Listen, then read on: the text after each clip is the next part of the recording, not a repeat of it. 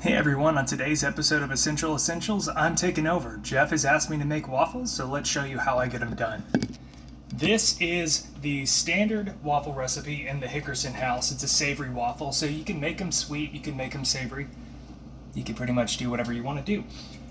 If you want to see the actual recipe video where I got this from, and if you want to see someone do it better than I can, go to Binging with Babish's YouTube channel. The recipe is called Homer Simpson's Moon Waffles. So this recipe is a little chefy. First thing that you'll need to do is you'll have to separate your eggs. So we're going to separate the eggs. I'm putting them into my stand mixer because we're going to whip up the yolks. Normally I would do this with a hand mixer or with my hand blender, but I broke both of those, so the stand mixer is all I got. Make sure you take your shells, put them in your compost so you can feed your victory garden during all this. So we'll put the egg yolks in the mixer, and we're going to put the egg whites in the mixer and the yolks in a different bowl. For the dry stuff, we've got 1 1/3 cups of flour. To that, we're going to add 1 tablespoon of cornmeal. It's a little strange, but it's going to give the waffle some texture. It's also going to help it stay crispy. We're going to add 1 teaspoon of salt. We're also going to add 1 tablespoon of baking powder, so we're not skipping on the sodium here. For wet stuff, in addition to these egg yolks, we're also going to add 1 3/4 cups of buttermilk.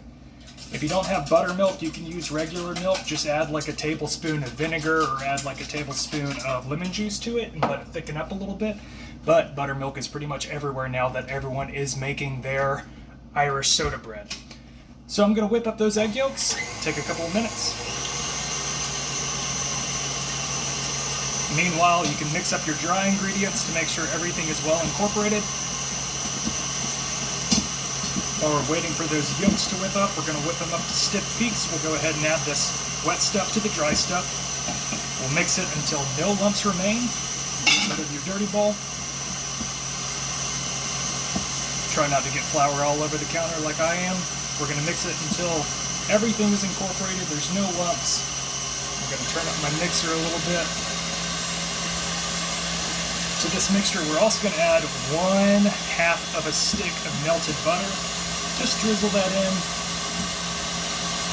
Let it get nice and emulsified, all ready in there.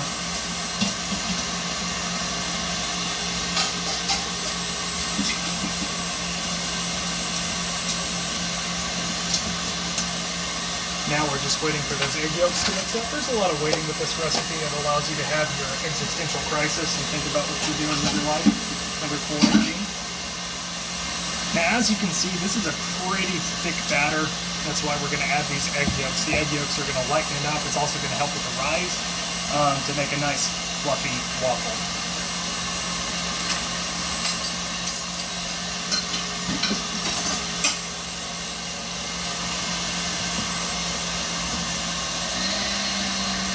Those egg yolks are just about down. We're probably at about soft peaks right now. Like I said, we're going to stiff peaks. So they get nice and firm and glossy. You could also do this by hand. It might just take you 30 minutes. I didn't feel like doing that. And I'm going to go ahead and call these. They may not be as firm, so if you see that they're actually soft peaks, don't yell at me. But hey, this is for a YouTube video, so I can pretty much do whatever I want. So then, we're just going to go ahead and fold that into this. I'm going to take this whisk out and get rid of it because we are done with it. And I'm going to use a rubber spatula. My rubber spatula is all janked up because I've put it in the blender a couple of times. So the first thing that we're going to do, we're not going to put it all in at once. We're going to put in just a little bit at a time to kind of lighten it up. And then we're going to just fold it. So the way that you fold it, if you don't know, is you scrape down the sides like this, and then you make a J in the middle. Just a little circle and then a J. A little circle and a J for Jesus. A little circle and a J. Once that's all incorporated, you'll put in a little bit more. And like I said, circle and a J, circle and a J, circle and a J, and then we'll put the rest in. So you don't want to be too rough when you're folding in the egg whites, because, you know, egg whites are just a little sensitive, and you don't want to pop all those air bubbles that you just made. So circle and a J, circle and a J. And then those are ready. So now what I'm going to do is I'm going to preheat my waffle iron. I got this waffle iron that I stole from my parents' house pretty much after I married Zoe. I was the one who wanted them to buy it in the first place. So this is just a standard Cuisinart waffle iron.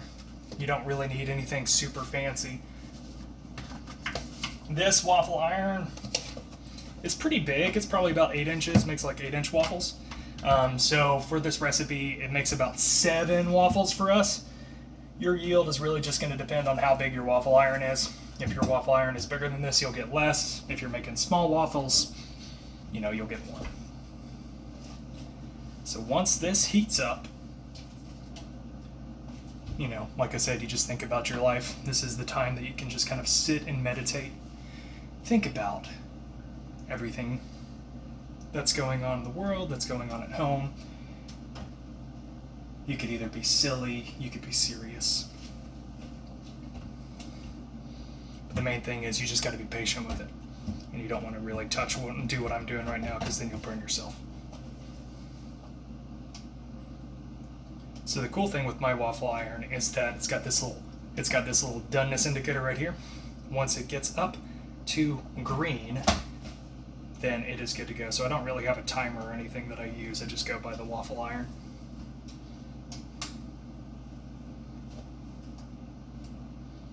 And I realized that I should have preheated this waffle iron before I got this video started, because, you know, then we wouldn't have this weird awkward pause. But my kitchen circuit likes to trip a lot, so if I had my waffle iron plugged in and my microwave and my KitchenAid, you know, the whole power in the house probably would have exploded.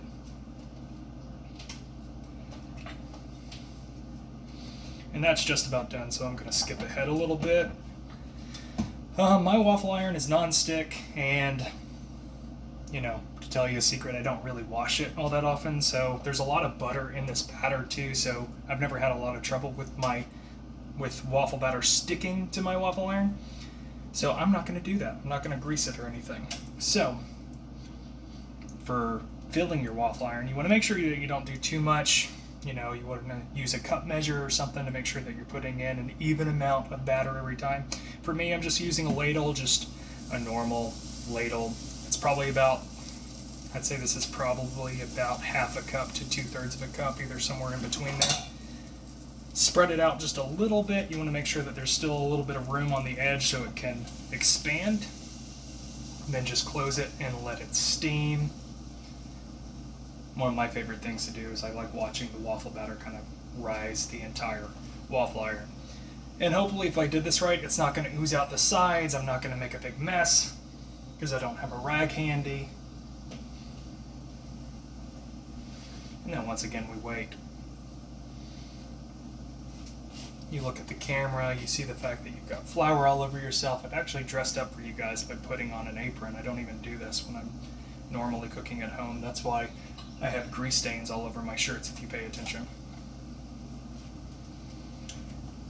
So while it's cooking, I'm just going to move this over. I'm going to create a nice little landing pad for my waffle.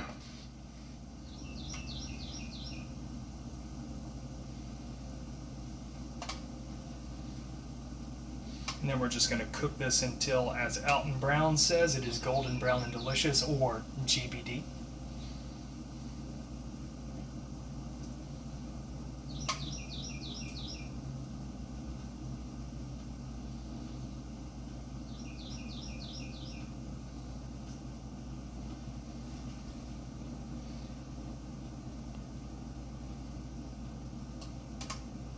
An alternate title for this video could be Worship Leader Sits and Watches Steam Come Out of a Waffle Maker.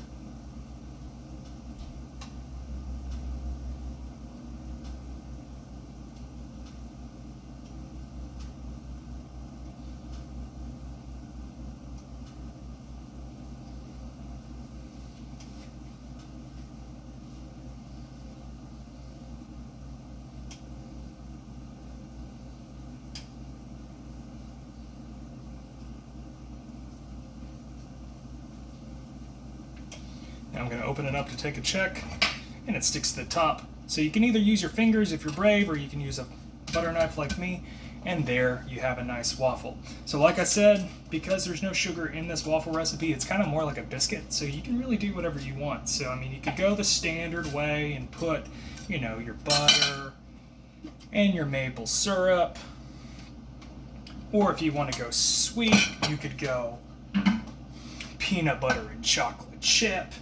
If you want to go savory, if you want to go southern, you could go chicken and waffles. As an added bonus, you could do bacon jam on top of that. Or if you want to get really funky, seeing as how this is Zaxby's chicken, you could do an entire Zaxby's chicken finger plate on waffle, complete with Zax sauce. So, that's how we do waffles in the Hickerson house. Over here it is lunchtime, and it is April Juneteenth. Sometime in the afternoon. I've lost all track of time. But that's been Essential Essentials. Thanks for watching. Bye.